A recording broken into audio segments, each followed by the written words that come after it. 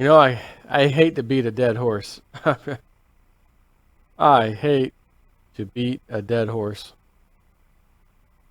But these pensions, oh, I got to report this. Because again, if you get a letter, you have a pension, we're willing to pay you off right now early. You take that pension, you take that offer, and you run and cash that sucker in as fast as you possibly can. Okay? Words of wisdom from Jason at 4. Government pension plans are headed for disaster. Article from Robert Fellner at the Mises Institute. Mises.org. M-I-S-E.org. Which their motto, I love their motto. Mises Institute. Austrian economics, freedom, and peace. That's what I'm talking about. The combined debt held by U.S. public pension plans will top $1.7 trillion next year, according to a just-released report from Moody's Investors Services. This pension tsunami has already forced towns like Stockton, California, and Detroit, Michigan into bankruptcy. Perhaps no government mismanaged their pension as badly as Puerto Rico, where a $43 billion pension debt that is, forced the Commonwealth to seek protection from the federal government after having defaulted on its obligations to bondholders, a default which is expected to spread to retirees in the form of benefit cuts. Which is why Jason at 4 says if you ever get that letter or call or whatever the hell it is, it's usually a letter. Problem with the pension, we are offering you such and such settlement now. You take that freaking thing as fast as you can and run. And then go buy some precious metals with it before it's too late.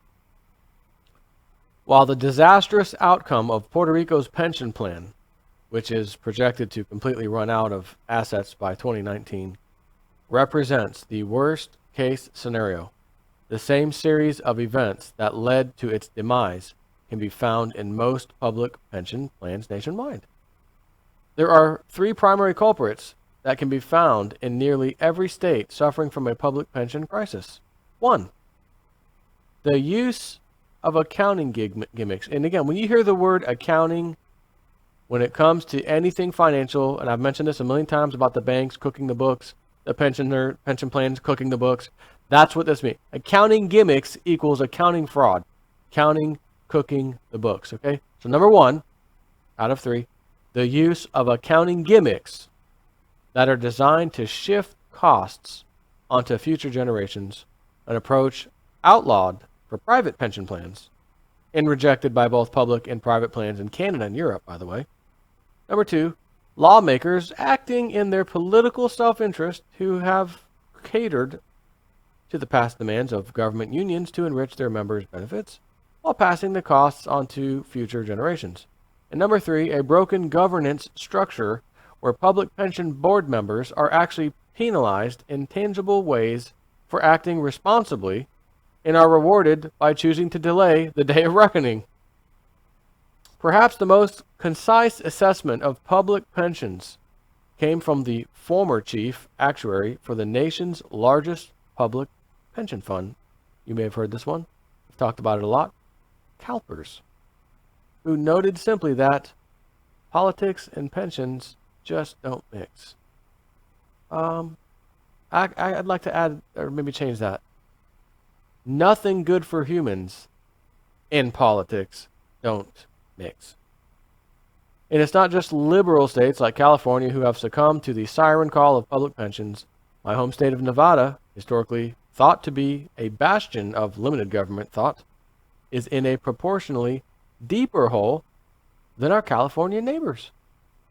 The trouble in Nevada, while most financial experts are warning of future teacher shortages, decaying roads, higher taxes, and cuts to public safety, the Public Employees Retirement System of Nevada, or PERS, is confident they can avoid all that by doing one simple thing: produce investment returns higher than what even Warren Buffett expects to get. Because PERS has failed to hit its investment targets over the past 5, 10, 15, 20, and 25-year periods, Government workers' retirement costs have soared to today's record high 28% of pay, 40.5% for police and firefighters, which now consumes more than 12% of all Nevada state and local government tax revenue combined. And as more money is sent to PERS, less is available for salaries, like the only $34,684 offered to new Clark County school teachers last year, almost certainly a driving factor behind the district's perennial teacher shortages. What's worse, over 40% of what all government workers, excluding police and firefighters, pay towards PERS is spent on the system's previously accrued debt, rather than on financing the employee's future benefits. Consequently, all new hires are expected to be net losers under PERS, receiving a benefit worth less than its total cost, which unsurprisingly will negatively affect current teacher quality and retention, according to scholars at the Bureau of Labor and Statistics. Retirement costs for police and firefighters are even higher, paying PERS an amount equal to 40.5% of their salary means fewer cops on the street. The Las Vegas Metropolitan Police Department, for example, has sat on roughly $100 million in funds explicitly designated for hiring new cops for over a decade now, likely anticipating the future explosion of retirement costs to come.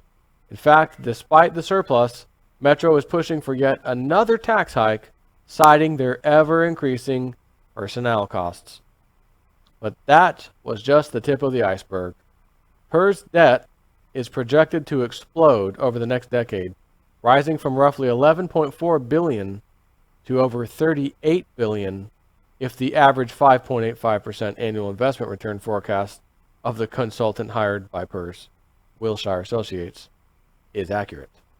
To put that in perspective, in 2013, Nevada spent less than $3 billion on police, highways, and fire protection combined.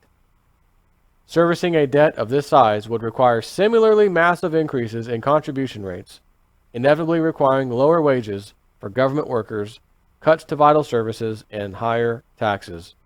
At that point, it's likely that there would simply not be enough taxes to hike and services to cut to make PERS to make them solvent, leaving no other choice but to cut the benefit promises to retirees.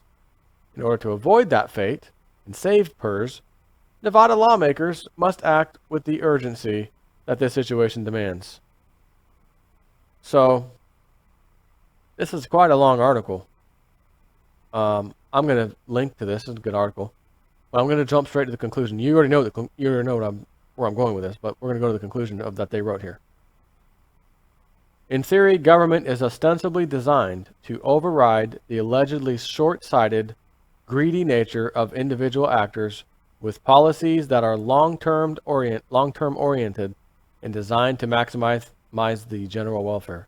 Yet, as the case of public pensions, not to mention infrastructure spending, the national debt, entitlements, etc., reveals, the political process actually does the exact opposite.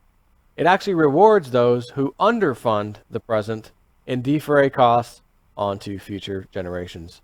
Thus, asking for lawmakers to be more responsible or think about the future misses the point. We are all self-interested actors.